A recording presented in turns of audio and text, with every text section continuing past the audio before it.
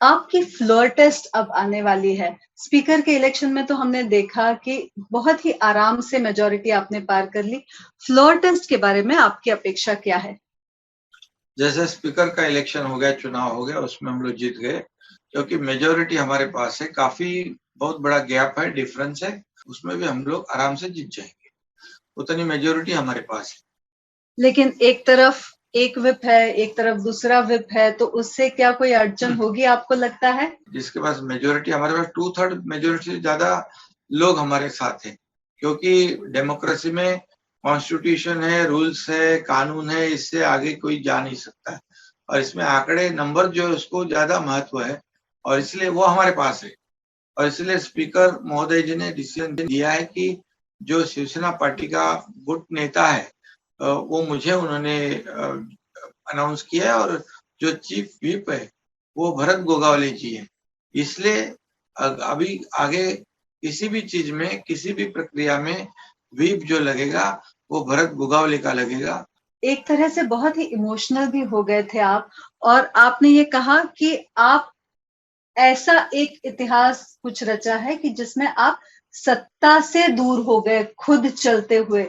तो ये आपको क्यों ऐसा कंपल्शन हुआ कि आपको लगा कि आप सत्ता में हैं फिर भी आपको छोड़ना पड़ रहा है? लोग अपोजिशन में से रूलिंग में जाते हैं, रूलिंग की तरफ जाते हैं, लेकिन आज हम लोग तो सत्ता में थे। लेकिन सत्ता में होने के बाद मेरे पास तो यूडी मिनिस्ट्री थी, और मेरे साथ कई 7-8 मिनिस्टर थे, वो भी साथ में आए थे।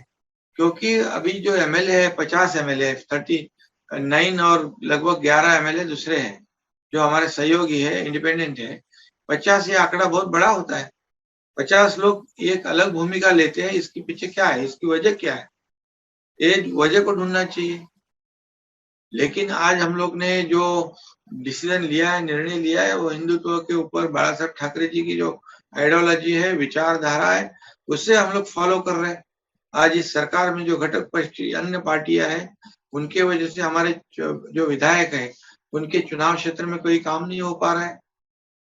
अगर कल ऐसे ही रहा, 2-2.5 साल अगर ऐसे गए थे, उनको चुनाव जीतना मुश्किल हो जाएगा। उनके अस्तित्व की लड़ाई लड़ रहे हैं वो लोग।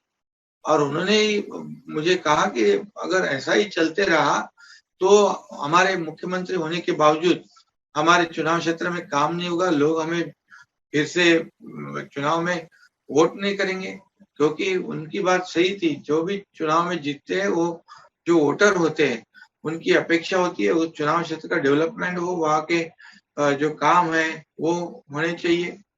लेकिन उसमें वो तो फेल हो गए, और हम लोग ने बहुत कोशिश की कि इसमें से कोई रास्ता निकले, कोई करेक्शन हो जाए, लेकिन कोशिश करने के बावजूद उसमें हमें सफलता नहीं मिली।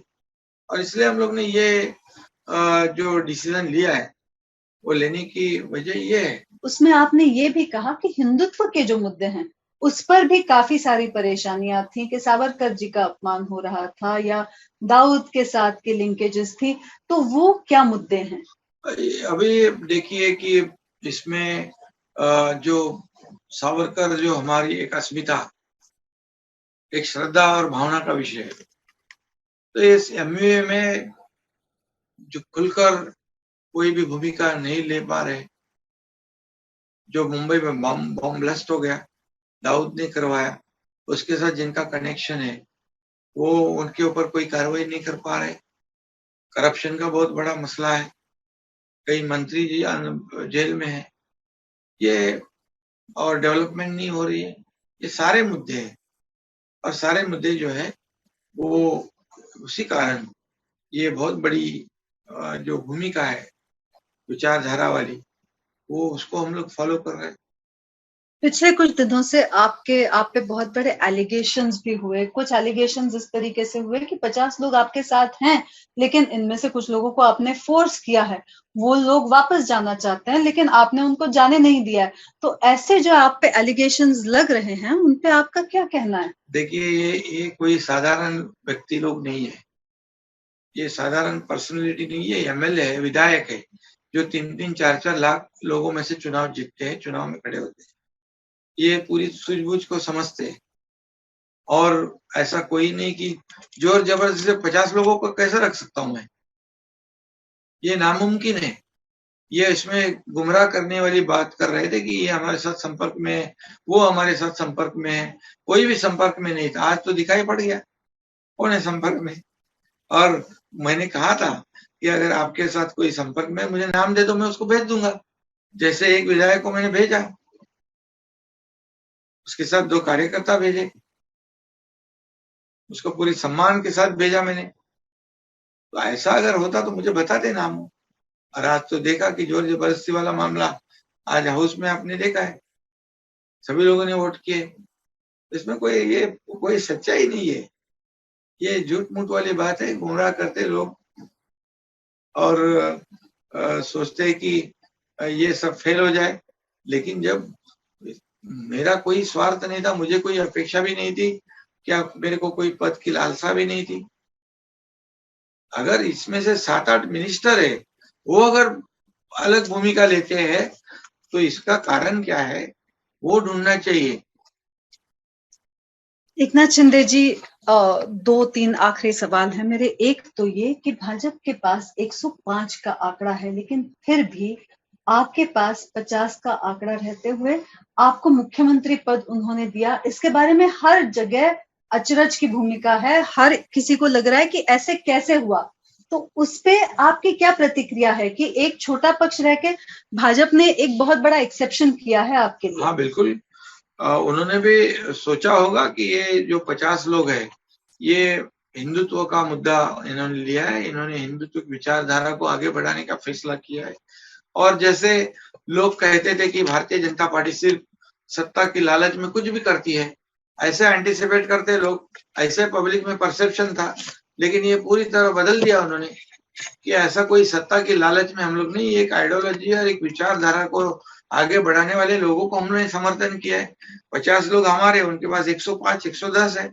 इतने बड़े नंबर उनके पास होने के बावजूद उन्होंने मुझे समर्थन दिया है मुख्यमंत्री के लिए।